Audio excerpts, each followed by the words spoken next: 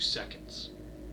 2 seconds was all it took to feel the fear and blood in my body boil up to the tip. I looked before me and saw the decomposing, demented look of a 9-foot-tall monster, Donald Duck. It wasn't the Donald that I watched growing up. No, it was something out of a nightmare. Something that no one could ever erase from their mind once seeing the sharp teeth of the jawless, unhinged demon. Its laugh sounded like a cackle as its throat caught on to its neck, swishing back and forth. You could see liquids coming out of its mouth as if it was drooling, hungry. It looked directly at me, and it spoke. I could barely understand what the fuck it was saying. It spoke so dementedly. It just kept on making these sounds. It got to the point of where I could barely even hear myself think. As I was laying on the floor, I watched as it started charging at me, laughing the entire time. I moved on my knees out of the way, and it barely missed me as I got to my feet. Looking back at it, it turned around looking at me. Its hands, or what's left of its fingers, with the bones underneath the skin exposed, started running at me. I quickly evaded and ran to the other side of the room, barely able to see anything as my flashlight was on the floor, revealing only the most gruesome parts of its body. I knew what I had to do. I either had to get my gun or I had to get my knife, and I had to do it fast. I grabbed my pocket and I reached for my knife. I pulled out the blade and I looked directly at it. It looked back at me and it made something that sounded like I could barely make it out. So you wanna play? It reached behind it, pulling out a long meat cleaver. As it ran at me, it screamed at the top of its lungs, Frost meat! Frost meat! as I dodged to the left, swiping at it as I could, hearing the sound of rotten flesh tear open. The knife seemed to go through a lot easier than I thought it would. I looked at my knife, dripping a pussy yellow blood, much like the one from James. I looked up at him to see his insides hanging out, his liver, his bladder, directly out of his side. I caught a glimpse of his pupils flashing in the light. They were pure black. I don't know how, but I heard his smile curl up in a demented way. You could hear the bones fracturing inside of his face. He was coming at me, but before I could take a few steps back, I slipped and fell down into the ground. The moment I hit the ground, I tried immediately to get back up, but of course I was too late. With one swift cut, I felt the cleaver land right past my head. I rolled over and immediately got up, taking the knife and stabbing it and slashing his back. After a few swipes, I took a few steps back. He started laughing, as if he was in pain but enjoying it. I thought to myself, why is he laughing like that? He missed. That's when I noticed the red blood dripping down my head. It made more sense as to why I couldn't hear anything out of my left ear, because it had been cut off. As I placed my hand where my left eardrum used to be, I realized how much pain I felt. I sort of went into shock, but I knew there was no time to feel the pain. I had to fight this monster. It was laughing horrifically, insanely. I stood there, my back to the wall, watching as it bent over and picked up what was left of my ear, and it swallowed it whole. I felt myself throw up, vomiting bile all over the ground. I looked up fiercely though, seeing the Donald Duck lunge at me. I dove out of the way and screamed at the top of my lungs, "This is it! I'm done!" As I dove for my magnum, I picked it up and I pointed directly at his head, and then I pulled the trigger. One shot is all it took to put the Donald Duck demon down. I watched the big corpse fall to the ground, onto its back. I waited a few seconds and decided to walk over. I looked down at it, and I found it was kind of strange that the body didn't disappear like it did with James. I started to address my ear. I knew I had to fix it somehow, and I cut my shirt a little bit, covering my head with it, wrapping it around. I tied the cloth like a bandana, just so that it would cover the wound. I thought to myself, what the fuck are these things? And why are they at the bottom of Disney? I remember back to the double doors at the end of the hallway, and that's where I needed to go.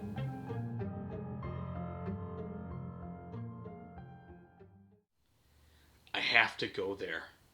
I need to find out what the fuck is going on and how to get the hell out of here. I gotta get back to my family. I have to. All at once I felt a hand grab my leg. Coming back to life sitting up, the Donald Duck started laughing, heaving, cackling, as I felt the cleaver land directly clean against my ankle. The blade stopped at my bone. As I looked down, pulled out my pistol, and I shot it again. This time, I lifted my foot up, and I stomped his face out until there was nothing left but a pussy mess of yellow liquid. Screaming in pain, I fell to the ground, looking at the blade now stuck in between my bone and my leg. I knew what I had to do. I had to pull it out. But the pain I felt grabbing onto the handle and fiercely ripping off from the bone. I could hear the noises, sounds of my bones stretching, and the blood shooting out. I pulled harder, and I twisted, and I felt the pain shoot down my leg, and I screamed at the top of my lungs, eventually pulling and ripping out the blade. I threw the cleaver onto the ground. I cut off another piece of my shirt, and I wrapped it around my ankle, squeezing tightly so the bleeding would stop. I always hated that fucking duck. Before too long, I cracked open the door, looking left and right down the hallway. I stepped out, looking behind me at where the Mickey Mouse clubhouse room was. I turned back around towards the double door. But then I heard something. It sounded similar to someone taking a bag full of sticks and jiggling them around. I stopped and turned around. Now I'm nearsighted, so I can't see things far away, but I could swear I saw this figure in the background, way down the hallway. All of a sudden, every light in the hallway turned off, and I could hear the sounds all over again. Then the lights turned back on. Still blurry, but more clear than before. I saw a figure. I couldn't make out what it was, but it came up closer, standing still, looking directly at me. The lights disappeared again, as I heard the noises, closer and closer. The lights flashed back on, and I saw what it was. It was a long, wooden exterior. Thin, disturbed, conjointed wooden limbs, sharp teeth, and nose. It was the Pinocchio that I saw in the clubhouse. I started taking a few steps back, until my back eventually hit against the double doors. Not wanting to take my eyes off the Pinocchio figure, I reached behind me for the doorknobs, but the doorknobs were locked. The lights went off again. This time the noises got closer and closer. The lights turned back on, and at first I thought my eyes deceived me. It looked as if the Pinocchio figure, which was now only 40 feet away from me, was sprouting limbs. I counted more arms and legs than before. Its body curved more, like a tree. I felt it. The same fear that was inside of me years ago. Pinocchio had always creeped me out. It wasn't just the fact that he was a puppet. It was the fact that all puppets creep me out. I had an experience back when I was a younger child. It was actually the same time James and I went here when we were kids. I was watching this damn puppet show of animatronics and puppets, and they kept on singing the song, "It's a Small World After All." That song always stuck in my head. All I could hear was that song playing in my head as I watched this formed creature getting closer and closer. It reappeared. Its face, oh God, face stretched out, head going almost practically to the ceiling, deformed and curved and conjointed. It had extra limbs, and now it looked like it was covered in blood. Not yellow pussy blood, but red blood, staining the wood, as if the wood was changing colors. Its mouth, like a nutcracker, started moving up and down as I heard it start laughing. This demented, evil laugh. I thought for a second and had the fear leave my body as I turned around and started slamming against the door, trying to open it. The laughing kept getting louder and louder, and I could hear that song playing in my head as the noises of it moving was getting closer and closer. The lights went on again, only this time the lights never came back on. The lights were off, and they were not coming back on. It must have lasted 2 seconds, but it felt like a century, until I slammed on the door harder and harder and harder, until I got to the point where I was backing up and running into the door, practically dislocating my arm. Hearing these horrifying sounds behind me, I slammed, throwing my body into the door until eventually the door caved in and I fell into what felt like a black abyss. I turned around, seeing the lights flash one last time as the creeping figure that stood before me was right before the doorway, reaching out to me, its mouth moving up and down, its limbs moving like a puppet with strings on it. Hearing the sounds of the wood bumping against each other, I slammed the door shut, hearing the door lock itself in the process. I heard a scratching noise on the other side of the door, as if the figure of Pinocchio was trying to scratch through the doorway, begging me to come back. God knows what his intentions were.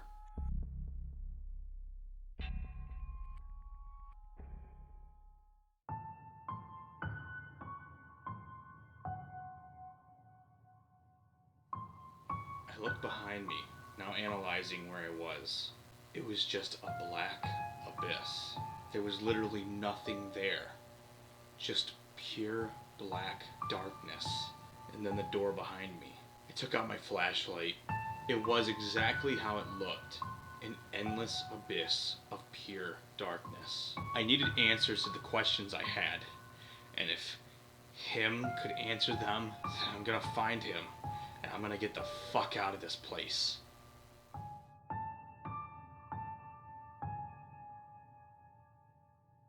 It felt like I'd been walking for hours, but it had been only 20 minutes. I kept going until I noticed something. Far away, there was a light. A little light. Not too big, but a light nonetheless. I kept walking down it. The light grew and grew and grew. And before I knew it, I had found a door.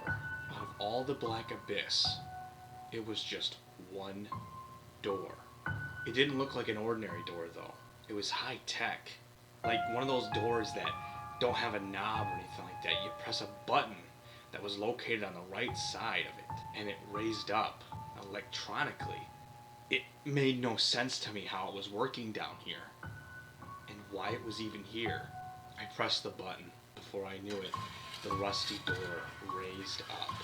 You could hear the metal scraping together, the rust falling off. I walked into the room that was emitting a little bit of light from the ceiling, and what I saw raised so many more questions than I could possibly get answers to. A laboratory.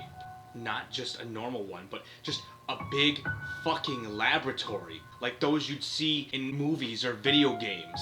There was what seemed to be a secretary's desk, and a ridiculous amount of equipment, medical and scientific. It made no sense to me. From there was just a doorway that led to another room, and I walked through just to find another empty room full of cobwebs and equipment. But then I noticed something in this next room. Sitting on a desk in the middle of the room, I read what seemed to be numbers and names, and this is what I can make out. HIM. Hell Industrial Magic. Breeding grounds for subjects until official release of training completion. All subjects must be monitored and death is at your own risk. The findings of head research and observer, Dr. Kendrick. October 1st, 1971.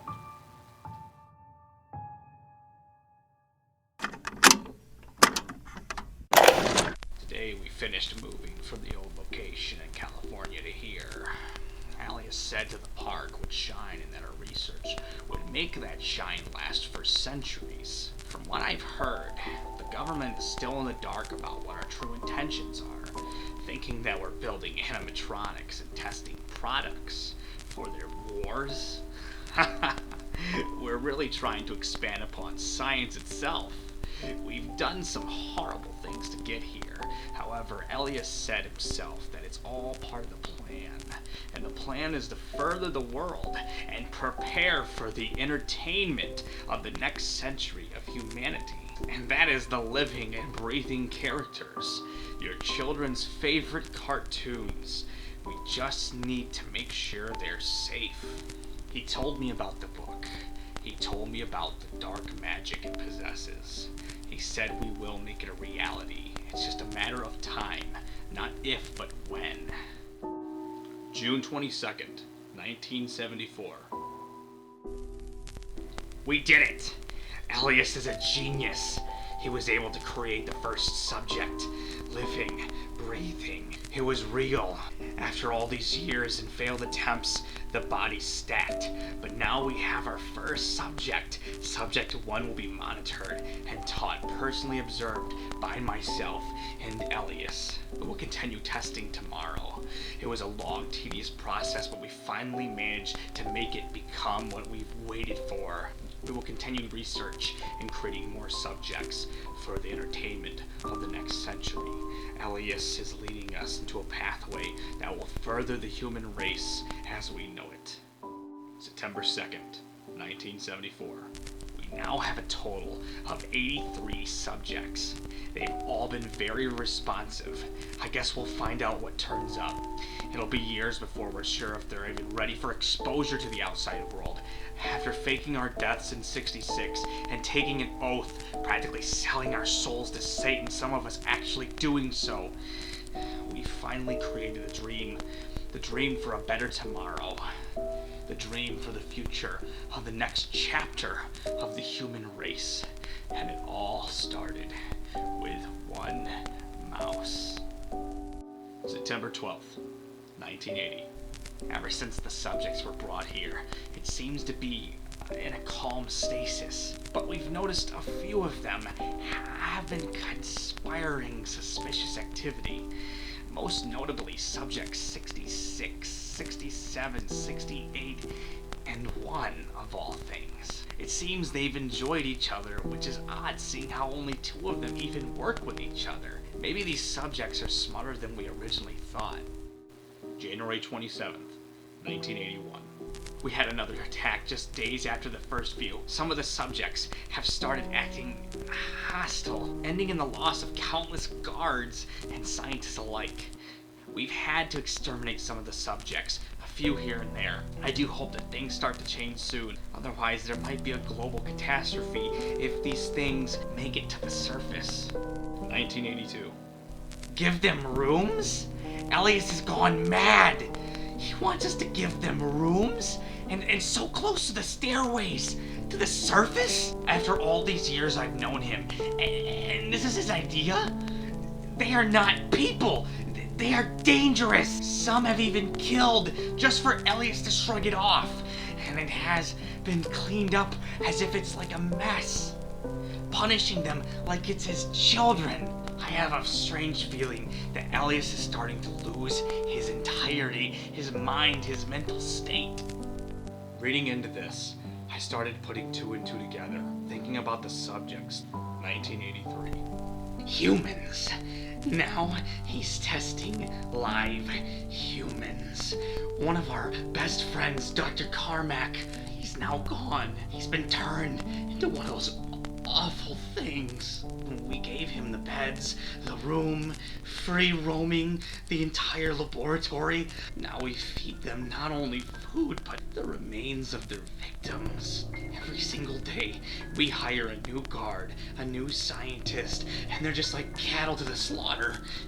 We send them in there, and they don't even realize it, but we already know they're going to die. They're just there to feed these demons, these monsters. The scientist and I, we're taking matters into our own hands. That man, Elias, he has lost it, and it's time to stop this shit. But we will not be part of this anymore.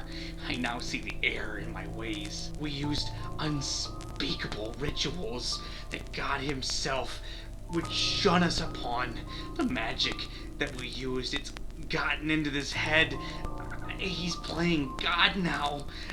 Elias, I loved you like a brother, but I refuse to work here anymore. With the damn mouse staring at me like that, harassing me. I feel like I'm next.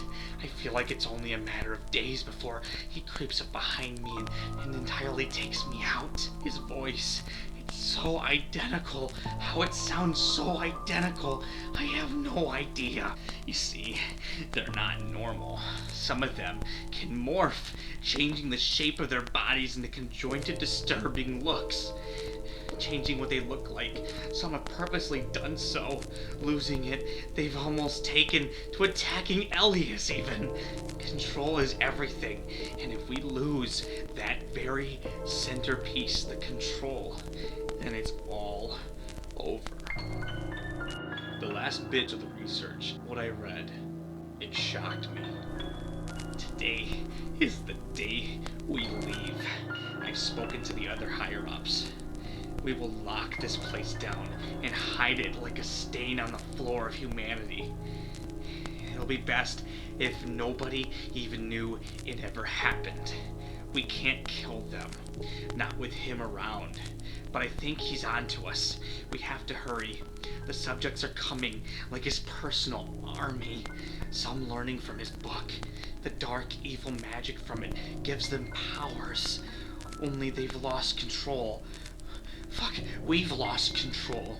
It's going on to be every man for himself down here soon, and I'm not going to die. No, I refuse to die in what's become hell here. This is Dr. Kendrick signing off for the last time.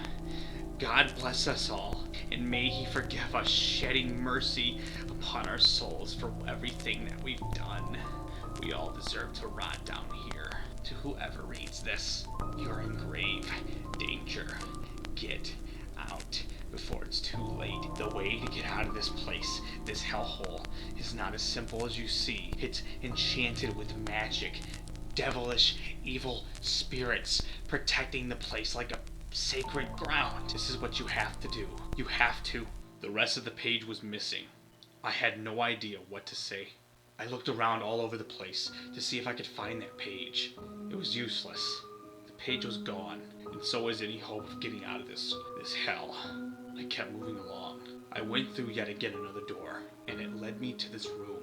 This great big room with a gigantic machine in the middle. It kind of reminded me of a gigantic teleporter, a big circle surrounded by these pylon-looking electric things all around the room. I saw bones, just bones of what was surrounded by lab coats and uniforms. I'm guessing these were the murdered victims of whatever the fuck went down here. There was no other doors, just this room. After shining my flashlight all over the room, I saw a sign that read Portal to, and then the rest was marked off. But that's when I noticed something. There actually was another door. Only this door wasn't normal sized. It was abnormally large. I guess that's why I didn't notice it, considering there's no doorknob on the damn thing. It was one of those button press doors. The rusted door started going all the way up. I walked right on through. There was a gigantic map in here. Not just a simple map, but a big map. On it, it was the United States. No, the entire world. And on it, it showed locations. One being in California, where Disneyland's located. One being in where exactly I was, Disney World. Another one being just off the coast. Another one in what looked to be Illinois by Chicago. Another one just south of DC. Another one in Colorado. It just went on and on. It wasn't just in the States either. There was marks all over the damn map. One in France, a few in Africa. In fact, the only two continents that were not touched were Australia and Antarctica. I saw how the map took up the entire wall. There was a marking, of course, indicating where the location was, but there was text written over it. One of them said, Disneyland, Disney World. Some of them sounded scientific or encrypted. Excavation site in Africa. Excavation site in Washington. But then there was a place close to Disney World. In fact, there was two. There was one that read off Mowgli's Palace, and another one that read off Room Zero. I thought back to when my brother would listen to his creepypastas. I thought back to Suicide Mouse playing in the other room. Are these stories real? Are these all linked? And then looking at the sign even closer, I noticed that when it said Mowgli's Palace, when it said Room Zero written in blood next to them, next to Disney World, it said Gateway to Hell. Next to Africa, it said Metronome. Hell, next to the Room Zero, shut the door, dearie.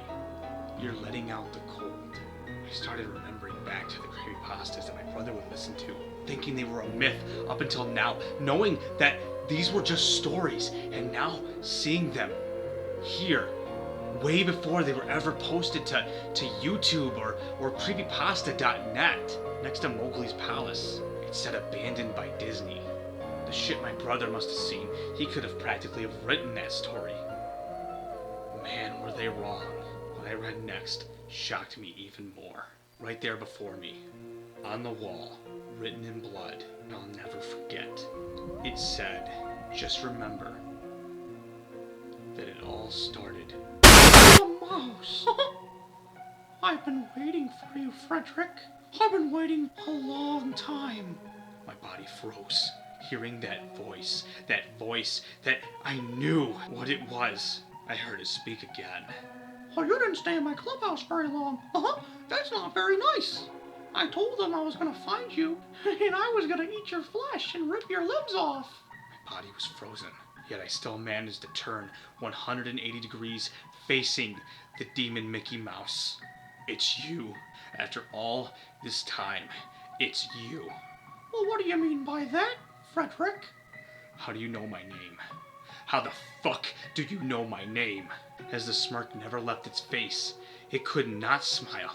Its lips were ripped off, and one of its eye sockets were missing an eyeball. You see, I talked to your brother a lot in his nightmares, and he was such a good sport. But then he decided to quit. He decided to kill himself, not realizing that it would just take him right back to the place where he never should have left to begin with.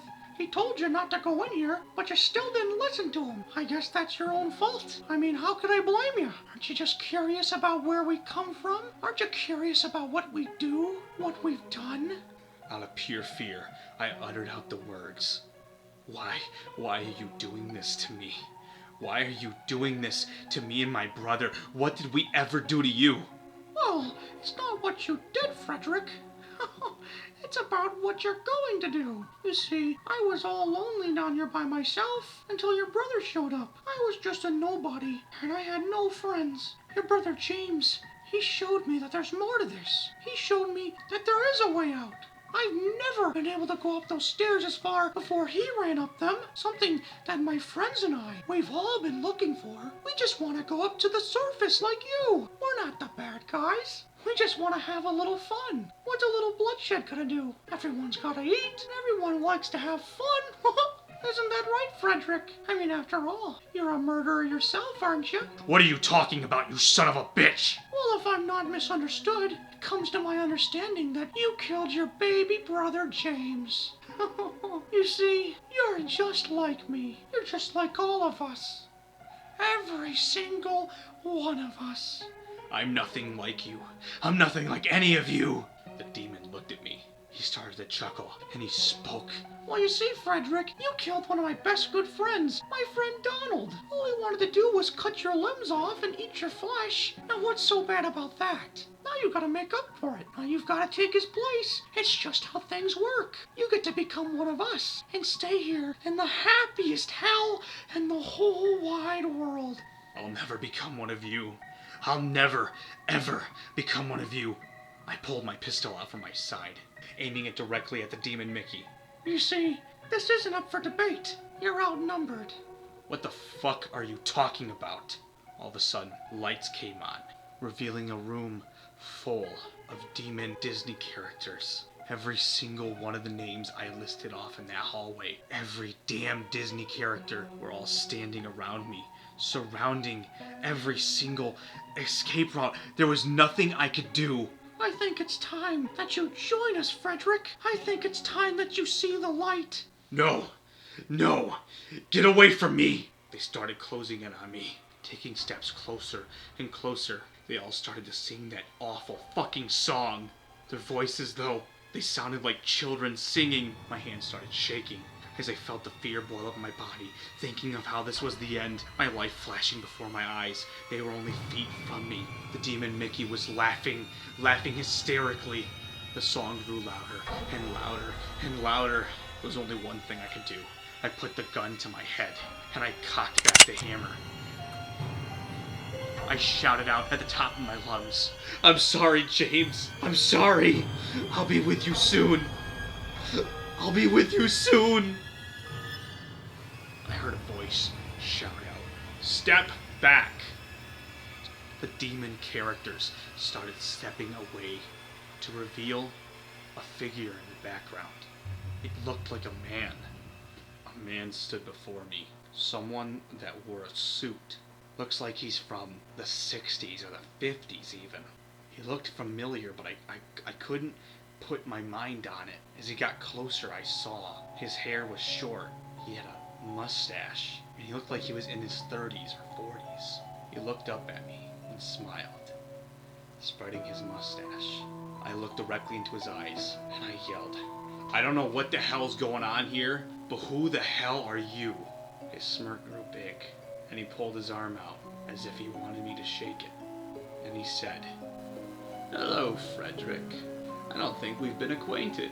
I understand you have many, many, many questions. However, I do have answers for you. Question is, are you willing to listen long enough to understand what you've gotten yourself into? But I have been called many things over the years, but those don't really matter anymore. For now, you can call me Elias."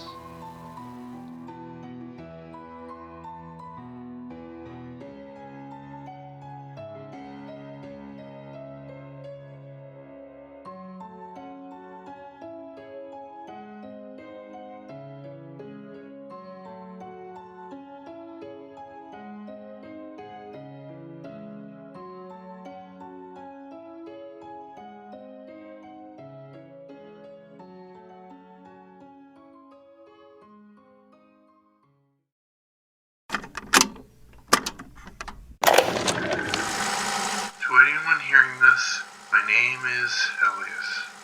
I'm a researcher here in station 1966 Chicago, Illinois. I've spent my entire life trying to create a better future for humanity.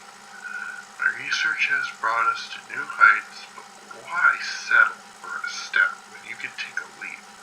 Some of our research has taken on many shapes in the last few months. Animatronics, although they proved very successful, I do believe we can do it better. I have an idea on how to make these animations I've made more than just art. And as the animatronics may prove extraordinaire for the simple-minded class, they have their limits. However, there are other options here. More controversial methods to getting this mouse to be much